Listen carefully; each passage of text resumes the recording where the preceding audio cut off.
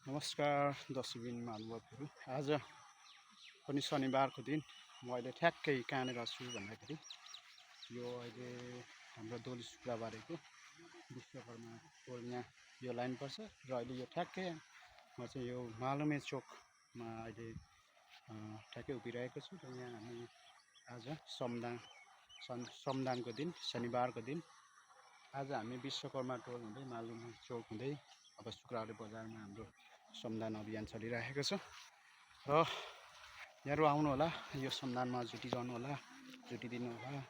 र यहाँ के समस्या आइराखेको छ भन्दाखेरि कतिपय तपाईँ हामीले नबुझेको कुराहरू के हुनसक्छ भन्दाखेरि बाटोको एरिया चाहिँ पैनी जुन हामीले पैनीको लागि भनेर छुट्याएको त्यो पैनीको भाग छ, पैनीको भागदेखि यता हामीले श्रमदानमा सरसफाइ गरिराखेका छौँ। पैनी पनि सार्वजनिक एरियाभित्रै परेकोले गर्दाखेरि पैनीभित्र जस्तै सुकै बिरुवाहरू तपाईँले लगाउनु भएको छ भने त्यसमा कुनै पनि बिरुवाहरू नराखिदिनु होला, यहाँले नै आफै सहजीकरण गरिदिनु होला।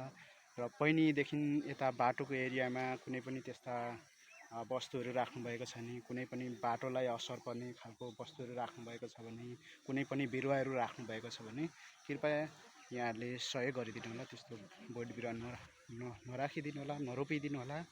र हामी अबको यो जेनेरेसनमा चाहिँ हामी सबैजना सचेत हुन जरुरी छ। अब त्यसले गर्दाखेरि यो शिक्षित समयमा पनि हामी सबै वडावासी गाउँलेवासी शिक्षित हुन जरुरत छ। त्यसले गर्दाखेरि यो श्रमदानको अभियानमा सबैजना हाम्रो आसपासमा रहेको यो बाटोघाटोले भेटेका एरियामा सबैजना जुटिदिनको लागि पनि हामी हार्दिक अनुरोध गर्न चाहन्छौँ। धन्यवाद। देखिए